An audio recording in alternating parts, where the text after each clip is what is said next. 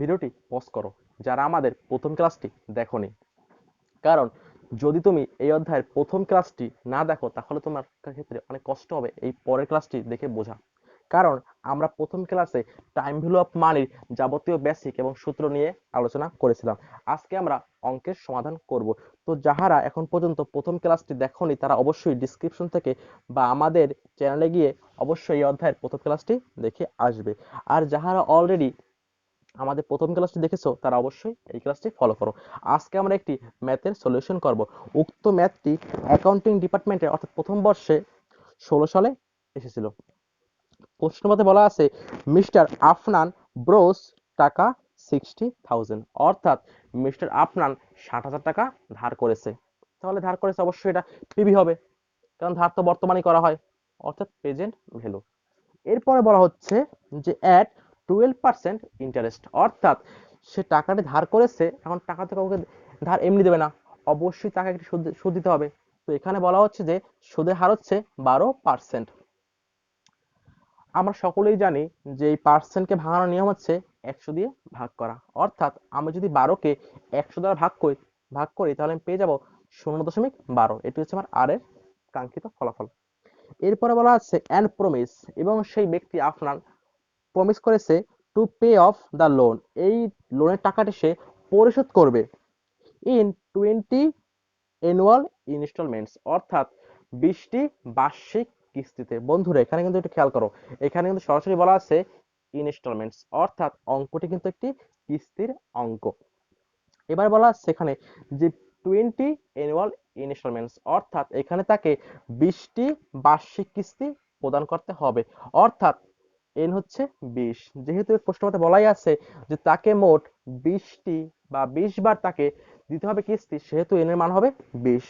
এরপরে প্রশ্ন বলা হচ্ছে যে beginning at the end of first year, এবং তার কিস্তি শুরু হবে।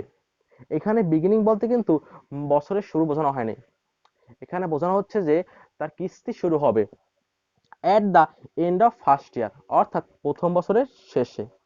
আমি বলেছিলাম পূর্বে ক্লাসেই যে যদি প্রশ্নপত্রে এন্ড অফ দ্য ইয়ার বলা থাকে, অর্থাৎ যদি কিস্তি বছরের শেষে প্রদান করা হয়, সেক্ষেত্রে সূত্রে নতুন করে আর 1+r যোগ করতে হবে না। কিন্তু যদি প্রশ্নপত্রে বলা থাকতো যে তাকে কিস্তি প্রদান করতে হবে বিগিনিং অফ দ্য ইয়ার অথবা বিগিনিং অফ দ্য ইস ইয়ার, সেক্ষেত্রে তাকে অবশ্যই আমাদেরকে সূত্রে অতিরিক্তভাবে 1+r যোগ করতে হতো। তো বন্ধু এরপরে প্রশ্নে বলা হচ্ছে যে what is the annual payment necessary, অর্থাৎ তাকে কি পরিমাণ টাকা কিস্তি প্রদান করতে হবে। অর্থাৎ এখানে কিন্তু এর মান দেয়া নেই, আমার কিস্তি পরিমাণ দেয়া নেই। আমি যে এই যে ব্যক্তি আফনান, সে যে 60,000 টাকা ধার করেছে এবং সে যে কিস্তি দেবে, সে কত টাকা কিস্তি দেবে সেই টাকাটা আমাকে বের করতে হবে।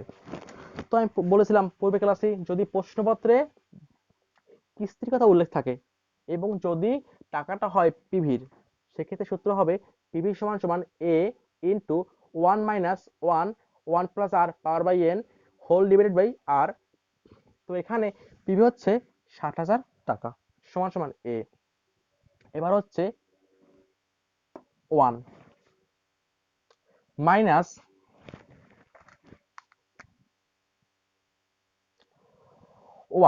1 প্লাস, এখন দেখো বন্ধুরা এখানে আর হচ্ছে রেট অফ ইন্টারেস্ট, অর্থাৎ সুদের হার। আমার সুদের হার হচ্ছে 0.12 বা 0.12। তো আমি এখানে দিলাম 1 plus 0.12 power by 20 divided by 0.12। এরপর এখানে রয়েছে 60,000 বা 60,000 এ 1 মাইনাস উপরে 1। আর যদি আমি 1 প্লাস 0.12 পাওয়ার বাই 20 দিই তাহলে আমি পেয়ে যাব 9.6463। এবার হচ্ছে 60,000 সমান সমান এ 1 মাইনাস, যদি আমি এখানে 1 কে ভাগ দেই 9.6463 দ্বারা তাহলে আমি পেয়ে যাব 0.1037, আর নিচে হচ্ছে 0.12। এরপরে বন্ধুরা 60,000 ফিক্সড, তারপর হচ্ছে এ, আর যদি আমি 1 থেকে দশমিক বা 0.1037 বাদ দিই তাহলে আমি পেয়ে যাব 0.8963। এবার দেখো বন্ধুরা যদি আমি 0.8963 কে ভাগ করি 0.12 দ্বারা তাহলে আমি পেয়ে যাব 7.4692। এবারে হচ্ছে দেখো, আমায় কিন্তু বের করতে হবে এর মান, অর্থাৎ এনুইটি বা বার্ষিক কিস্তি, কিন্তু সাথে কিন্তু এই সংখ্যাটি রয়েছে গুণ আকারে। এখানে কিন্তু একটা গুণ আছে, কারণ আমরা সকলেই জানি যে যেখানে কোনো চিহ্নের কথা উল্লেখ থাকে না সেখানে অবশ্যই একটি গুণ ধরা হয়। তো এবারে যেহেতু এখানে গুণ আকারে এই সংখ্যাটি রয়েছে, তো যখন আমি এই সংখ্যাটিকে এই পাশে নিয়ে আসবো তখন এই গুণটা উল্টে গিয়ে ভাগ হয়ে যাবে। সুতরাং আমি এখানে a সমান সমান 60,000 ডিভাইডেড বাই 7.4692 দিলাম, আর তারপর আমি ক্যালকুলেশন করলাম, তো আমি পেয়ে গেলাম 8032 টাকা, অর্থাৎ 8032 টাকা। অর্থাৎ এই ব্যক্তি আফরান সাহেব যে 20টি কিস্তি প্রদান করবে তার প্রতিটি কিস্তির পরিমাণ হচ্ছে 8032 টাকা। তো এটা হচ্ছে আমার কাঙ্ক্ষিত ফলাফল বা আমার অ্যান্সার। তো বন্ধুরা, এবার আমরা আরেকটি অঙ্ক সমাধান করে দেখাবো। এই ম্যাথটি মূলত ফিনান্স অ্যান্ড ব্যাংকিং ডিপার্টমেন্টের প্রথম বর্ষে এসেছিল 2014 সালে, কোশ্চেন নং 12। এখানে বলা হচ্ছে প্রশ্নে, mister Farooq is planning to accumulated টাকা 30 লাখ। অর্থাৎ মিস্টার ফারুক পরিকল্পনা করতেছে 30 লক্ষ টাকা সঞ্চয় করার। দেখো বন্ধুরা, পূর্বের ম্যাথটিতে দেখছিলাম আমরা যে আফরান সাহেব সে কিছু টাকা ধার করেছে, অর্থাৎ ধার করা হয় কিন্তু বর্তমানে, সুতরাং সেটি ছিল বর্তমান মূল্য। কিন্তু এই ক্ষেত্রে কিন্তু মিস্টার ফারুক সাহেব পরিকল্পনা করতেছে যে সে 30 লক্ষ টাকা সঞ্চয় করবে, অর্থাৎ পরিকল্পনা করা হয় কিন্তু অবশ্যই ভবিষ্যতের জন্য। অর্থাৎ সে কিন্তু এখানে কিছু টাকা, সে কিন্তু চাচ্ছে যে সে আগামীতে এত টাকা সংগ্রহ করবে, যেখানে কিন্তু সে বর্তমান টাকাটি সংগ্রহ করবে না, সে কিন্তু ভবিষ্যতের জন্য ইন ফিউচার সে টাকাটি চাচ্ছে সংগ্রহ করতে। সুতরাং এটি কিন্তু এবার ফিউচার ভ্যালু। আমরা এবার এই বিধি অঙ্কটি করব। যদি এখানে বলতো যে টাকাটি তার বর্তমানে ব্যবহৃত হবে তাহলে হতো প্রেজেন্ট ভ্যালু, কিন্তু যেহেতু বলা হচ্ছে যে সে এই 30 লক্ষ টাকা সঞ্চয় করার জন্য প্ল্যান করতেছে, সুতরাং এটি হচ্ছে ফিউচার ভ্যালু। এরপরে বলা আছে 10 ইয়ার্স, অর্থাৎ 10 বছর, মানে এই টাকাটা সে সঞ্চয় করবে 10 বছরের মধ্যে।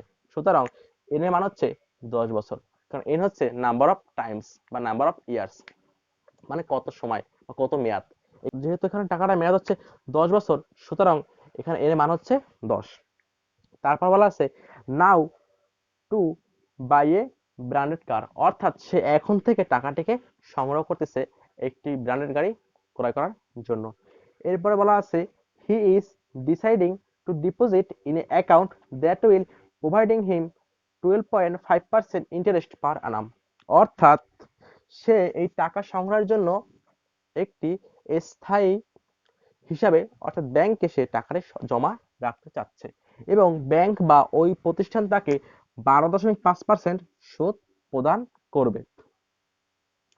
তো বন্ধুরা, আমরা সকলেই জানি যে এই পার্সেন্টকে ভাঙানোর নিয়ম, অর্থাৎ পার্সেন্টকে ভাঙানোর নিয়ম হচ্ছে যদি আমি পার্সেন্টটিকে ভাগ দিয়ে দিই 100 দিয়ে, সেক্ষেত্রে আমি পেয়ে যাব আমার কাঙ্ক্ষিত ফলাফল, অথবা তাহলে আমার আসে 0.125।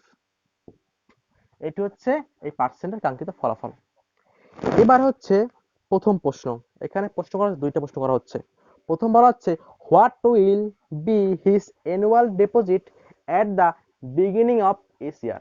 অর্থাৎ যদি সে প্রতি বছরের শুরুতে কিস্তি প্রদান করে সেক্ষেত্রে তার বার্ষিক কিস্তি কত হবে। অর্থাৎ বন্ধুরা, এখানে কিন্তু সরাসরি বলা আছে beginning of the each year, অর্থাৎ কিস্তি প্রদান করা হবে প্রতি বছরের শুরুতে। আমি বলেছিলাম পূর্বেই যে যদি বছরের শুরু বলা হয় সেক্ষেত্রে সাথে 1+r অ্যাড হবে বা যুক্ত হবে, ইনটু গুণ করা হবে। যেহেতু এটি এফবি দেওয়া আছে সেহেতু আমি কিস্তির দ্বারা এফবি সূত্রটি বসালাম। সূত্রটি হচ্ছে এফবি সমান সমান A 1+r power by n minus 1 divide by r into 1+r। এখানে এফবি হচ্ছে 30 লক্ষ টাকা, এর মান দেয়া নাই, আমি বের করবো এর মানটা।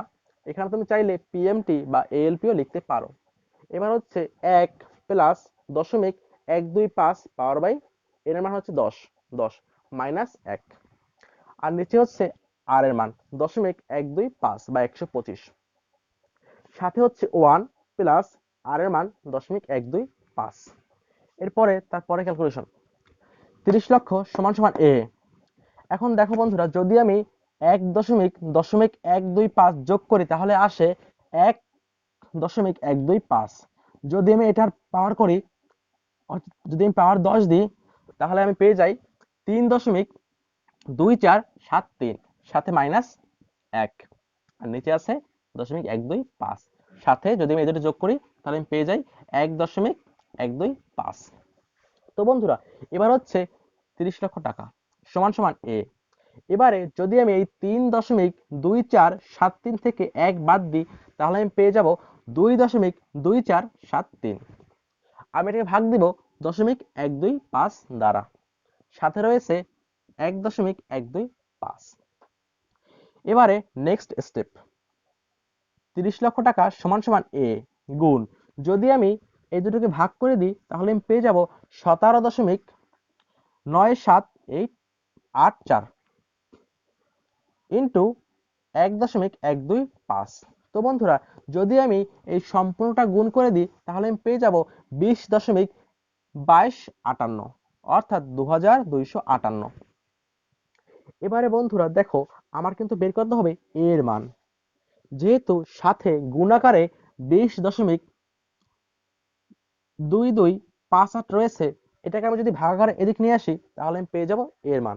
অর্থাৎ আমি যেহেতু এটা গুণাকারে আছে সেহেতু আমি এটাকে এই পাশে আনলে এটি ভাগ হয়ে যাবে, কারণ গুণ চিহ্নটা যদি বিপরীত হয়ে যায় তাহলে হয়ে যায় ভাগ। অর্থাৎ 30 লক্ষ টাকা ভাগ 20.2258। আর যদি আমি এটুকু ভাগ করি তাহলে আমি পেয়ে যাব 1,48,325 টাকা। অর্থাৎ এটি হচ্ছে আমার অ্যান্সার। সো যদি মিস্টার ফারুক প্রতি বছরের শুরুতে কিস্তি প্রদান করে তাহলে তাকে অবশ্যই এই টাকাটি ভবিষ্যতে সঞ্চয় করার জন্য বর্তমানে তাকে 1,48,325 টাকা প্রতি বছরের শুরুতে কিস্তি প্রদান করতে হবে। তো বন্ধুরা চলো এবার আমরা যাব এর সেকেন্ড প্রশ্নে। সেখানে বলা হচ্ছে what will be his quarterly deposit.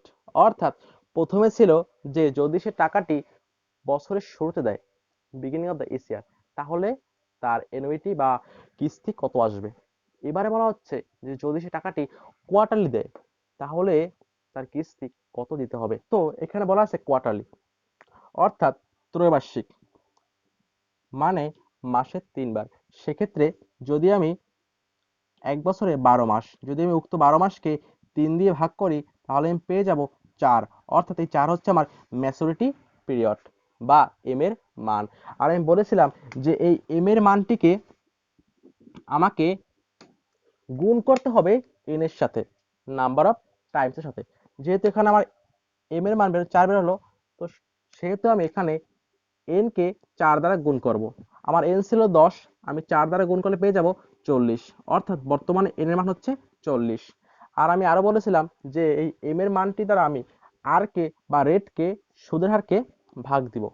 আমার সুদের হার ছিল 0.125। যদি আমি এটাকে 4 দ্বারা ভাগ দিই তাহলে আমি পেয়ে যাই 0.03125। এটা হচ্ছে আমার বর্তমানে এই অঙ্কের জন্য, এই রিকোয়ারমেন্টের জন্য আর এর মান। তো বন্ধুরা দেখো, আরেকটি বিষয়, এখানে কিন্তু যেহেতু বিগিনিং অফ দা ইসিআই বলা নেই সেহেতু আমার সাথে 1+ আর কোনো প্রয়োজন নেই। এবারে সবটাই কিন্তু আগের মতোই, শুধুমাত্র এখানে আর এর মানটা চেঞ্জ হয়ে গেছে। নতুন মানটা হচ্ছে 0.03125, আর এখানে এন এর মানটাও পরিবর্তন হয়েছে, নতুন মান হচ্ছে 40। বাকি সব আগের মতোই ক্যালকুলেশন। এবারে হচ্ছে আরেকটা বিষয়, যদি কোনো শিক্ষার্থী চায় তাহলে কিন্তু সে এখান থেকেও এভাবে এম লিখে গুণ করতে পারে, তাহলে কিন্তু তাকে আর এখানে কাজ করতে হবে না। তুমি যেখানে করো, তুমি চাইলে এখানেও করতে পারো হিসাবটা, অথবা এখানেও করতে পারো। তাহলে তোমাকে এখানে কিন্তু এই আরটাকে এম দ্বারা ভাগ করতে হবে, আর এখানেও তোমাকে এম দ্বারা ভাগ করতে হবে। আর যদি কোনো শিক্ষার্থী এখানে ওয়ার্কিংস করে তাহলে তাকে আর এভাবে করতে হবে না। তো বন্ধুরা, আমি এখানে 1 প্লাস 0.03125 পাওয়ার বাই 40, তো আমি যদি ক্যালকুলেশন করি তাহলে আমি পেয়ে যাব 3.4242। -1। তো বন্ধুরা এরপরে দেখো, যদি আমি এটাকে মাইনাস করি তাহলে আমি পেয়ে যাব 2.4242। আর উক্ত 2.4242কে যদি ভাগ দিই 0.03125 দ্বারা তাহলে আমি পেয়ে যাব 77.5742। এবারে আমার বের করতে হবে এর মান, সাথে আমার এই সংখ্যাটা রয়েছে গুণ আকারে। তো পূর্বের না আমি এটাকে ভাগ দিয়ে এদিকে নিয়ে আসবো, অর্থাৎ 30 লাখ ভাগ 77.5742। সুতরাং আমি অ্যান্সার পেয়ে যাই 38,673, অর্থাৎ 38,673। অর্থাৎ যদি মিস্টার ফারুক কোয়ার্টারলি কিস্তি প্রদান করে সেক্ষেত্রে তার কিস্তির পরিমাণ হবে 38,673 টাকা। তো বন্ধুরা আজকে ক্লাসে আমরা তোমাদের দেখালাম যে যদি প্রশ্নপত্রে এন্ড অফ দ্য এসিআই বলা থাকে তাহলে তুমি কিভাবে সেই অঙ্কটি সমাধান করবে, আর যদি প্রশ্নপত্রে বিগিনিং অফ দ্য এসিআই বলা থাকে সেক্ষেত্রে তুমি কিভাবে সমাধান করবে। অর্থাৎ যদি সুদটি বছরের শুরুতে প্রদান করা হয় সেক্ষেত্রে তুমি কি করবে, আর যদি সুদের পরিমাণ বছরের শেষে প্রদান করা হয় সেক্ষেত্রে তোমার করণীয় কি। পাশাপাশি তোমাদেরকে আমি আরো দেখিয়েছি যে যদি সুদটি প্রদান করা হয় ত্রৈবার্ষিক সেক্ষেত্রে তুমি কি করবে। তো আমি আশা করব আজকের ম্যাথটি তোমরা বুঝতে পেরেছো, এবং এই ম্যাথ দ্বারাই কিন্তু প্রায়শই বোর্ড পরীক্ষায় প্রশ্ন হয়ে থাকে। আমি মনে করবো যে তোমরা এই ম্যাথে অনুসারে বাকি ম্যাথগুলো প্র্যাকটিস করবে। নেক্সট ক্লাসে তোমাদেরকে আমি আরেকটি ডিসিশন মেকিং এর অঙ্ক করে দেখাবো। সেই পর্যন্ত সকলে ভালো থাকো আর ডিএমএস টিচিং এর সাথেই থাকো। Bye, take care.